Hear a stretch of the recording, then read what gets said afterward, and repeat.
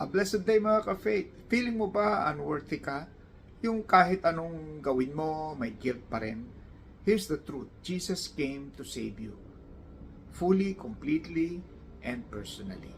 Sabi sa Matthew chapter 1 verse 21, He will save His people from their sins. Ibig sabihin, hindi lang siya pampalakas, siya ang tagapagligtas at tagapagpatawad. Kay Jesus, walang sin too big, walang past too dark. And let us use the acronym SAVE para maintindihan natin ng mas malalim. Una, Savior.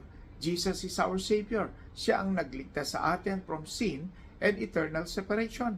Walang kayang gawin ang tao pero kay Jesus, ligtas ka. And next, atonement. From His atonement on the cross, He paid what we couldn't pay. Yung shame, guilt at bigat na yan, kinuha niya na. And then, victory.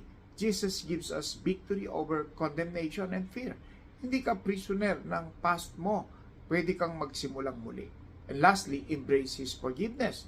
Tanggapin mo ang grace and walk in freedom. Sa Kanya, laging may second chance. Minsan, unlimited pa. Jesus is your Savior and your forgiver.